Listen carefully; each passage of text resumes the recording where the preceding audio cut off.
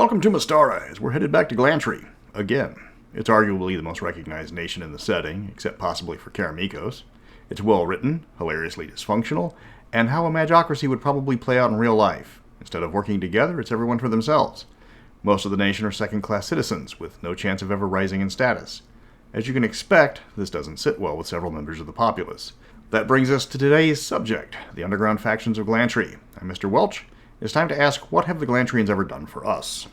Glantri has a large number of factions, from legal to illegal, to openly recognized to completely secret. There are guilds, terrorist groups, and or freedom fighters, depending on your point of view, lobbyists, criminal syndicates, and labor unions, and almost all of them charge a membership fee.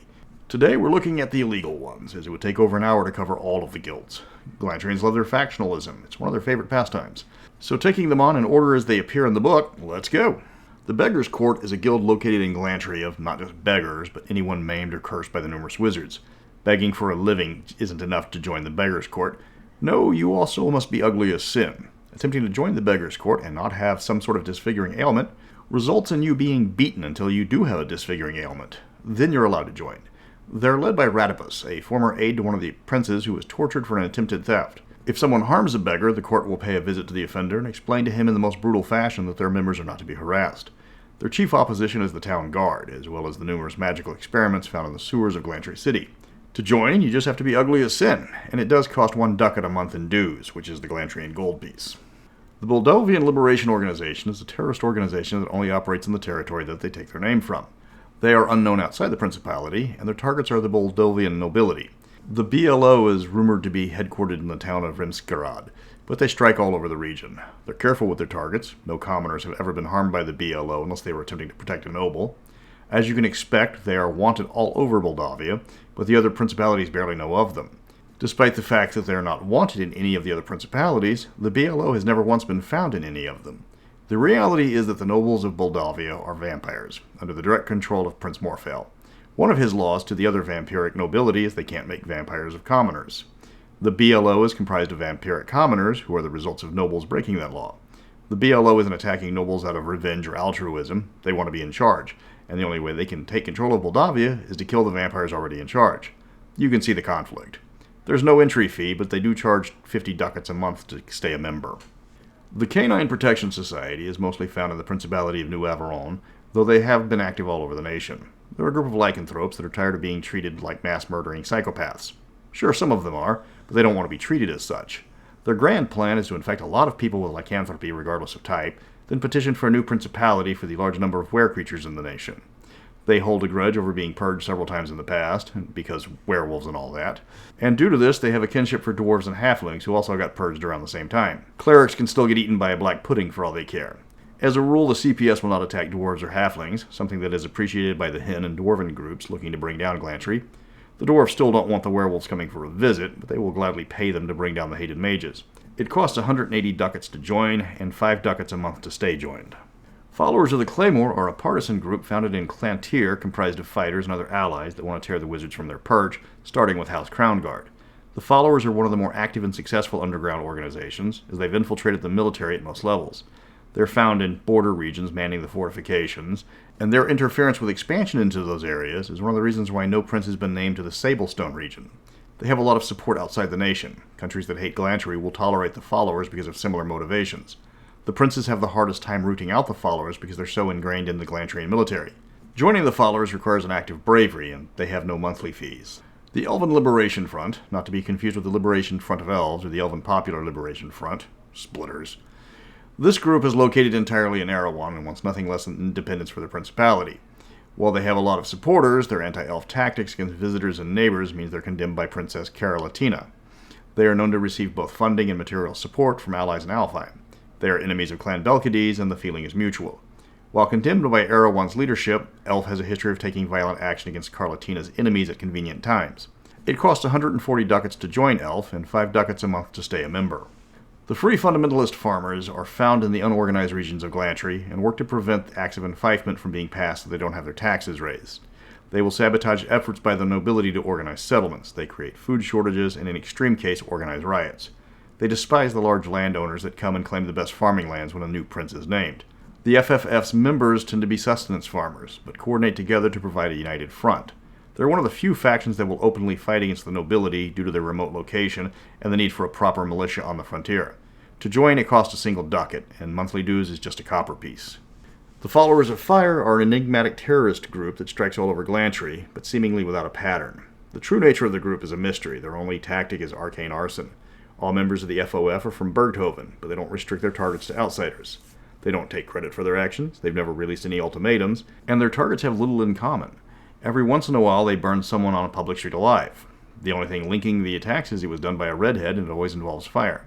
The group is secretly run by Prince Vlarduin, who uses the loosely organized mages to assassinate targets that would increase instability in other principalities in an attempt to reduce the powers of the other princes, allowing the Flemish to regain control over Glantri. Unlike other groups, they have no prerequisites to join, or any dues at all. The Free Anachronic Society of Alban, or FASA, is devoted to destroying any machinery created without the use of magic. Giant stompy robots seem to be their first target for some reason. Any large device that is actual machinery rather than magitech is slated for destruction if they discover that it wasn't created by wizards. As the name indicates, the group is located entirely in Alban, though they will venture out if a particular device in another part of the nation is gaining attention. They don't restrict their actions to just destroying the device. They will also target the inventor and any and all blueprints and plans as well. If they can't destroy the device because it is too well protected or the inventor has political connections, they will pursue legal action against it. Typically, this means they will try to get the device labeled as dangerous or untested and use regulations or other legal interference to make sure the invention is never mass-produced or released to the public. It costs 340 ducats to join FASA and 50 ducats a month to stay a member. The Free Armed Elven Resistance Youth, or FARY, is both a very tortured acronym as well as the Belkady's answer to Elf. They are waging a shadow war against the forces of Elf and against the Erawan elves as a whole. They will openly kidnap, kill, or assault Erawan elves to let them know their place in Glantrian society.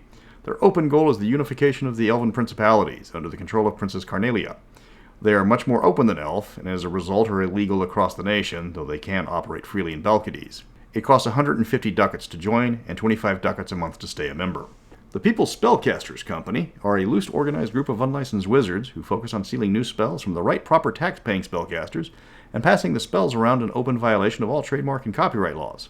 These spellcasters are often foreigners who refuse to pay the steep spellcasting taxes, or just Glantrians who think they're being overtaxed. Members of the PSC will offer low-costing spells, but will also steal spellbooks and scrolls when they can. This has made them an enemy of the Fellowship of the Pouch, as well as one of the more hated groups in Glantri City. Joining the PSC costs 50 ducats and 12 ducats a month to stay a member. The Fellowship of the Pouch is the Thieves Guild, operating mainly around Glantri City. They're unusual for a Thieves Guild because they're government regulated. They're all robbers and burglars, but they are robbers and burglars with a license. The Wizards of Glantri need rogues and second storymen for their own purposes, and are willing to license the Fellowship for their services. As long as the Fellowship has a license for a job, the job is legal. Getting caught is still bad, but it's tolerated, and the punishment for getting caught on a licensed job is minimal. Unlicensed work is still illegal and subject to all sorts of nasty punishments, but still rather common. The Fellowship has a lot of enemies with other similar organizations, but strangely enough, friendly with most governmental agencies. The Fellowship dues are 50 ducats to join and 12 ducats a month. The Sisters of the Private Houses is the organization that represents women of negotiable affection, or the Prostitutes Guild. They specialize in physical pleasure, escort services, and heap loads of blackmail. That last one is one of the reasons why they are well supported in Parliament, as no one dares cross them. They make as much money selling blackmail material as they do in the carnal services they provide. Their threat of boycott is enough of a concern that any actions against them by the authorities are suppressed. As long as they don't get too greedy with the blackmail, they're left to their own devices. It's free to join, and only 2 ducats a month for membership. The 10,000 Fists of the Khan is possibly the most illegal organization in all of Glantri. This is a group of clerics, typically from Ethengar, who specialize in spreading the word of the immortals across Glantri. As the penalty for proselytizing is death, it's a high-risk commitment to the Khans. They are one of the only foreign groups active in Glantri, and, ironically enough, hunted by the Glantrian internal security religiously. The biggest problem finding them is they can easily blend in with the commoners of House Krondahar, making tracking the clerics difficult. One problem the Inquisitors have is very few are familiar with clerical magic and are unprepared for the higher-level members of the Fists. Being a Fist is a high-risk mission. On average, about 1 cell a year is utterly discovered and destroyed. That doesn't stop them from coming, or paying 75 ducats a month to be a member either. The Thug Guild is similar to the Fellowship of the Pouch or the Sisters of the Private House, in that they are an illegal operation that is allowed to exist because their services are needed by the people who are charged with eliminating them. This guild handles assassinations, assaults, and the occasional bit of espionage and kidnapping. As long as the member is in good standing and doing approved business, they get a minimal sentence if caught, assuming their target doesn't kill them in self-defense. But even if the guild member is caught, there's no hard feelings, as that member might be the next one hired by the target for his next job. Being a thug in good standing in Glantri costs 75 ducats to join and 12 ducats a month to keep the membership updated. Those are the illegal or semi-illegal factions in Glantri. There's more, but those are the most famous. Every principality is going to have at least one group devoted to either subverting it or assisting it. These groups give the powers that be a third party to do their nasty business, and such is the nature of Glantri that operatives working in the shadows are often excused because the targeted party uses the exact same group for the exact same reason. If you make the people that do your dirty work angry, then you have to do your own dirty work. And who's got time for that? Next week, I'm finally looking at a topic that has bugged me for a while. A long while. Ispia, the theoretical Thaietian province that was the source of the population of the Savage Coast. A region that appears nowhere in any book, on any map, or was even previously mentioned before 2nd edition.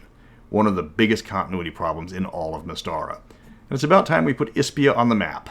Somewhere. Anywhere. I'm not picky. But until next week, that's a nice great school of magic you got there. Hate to see anything happen to it.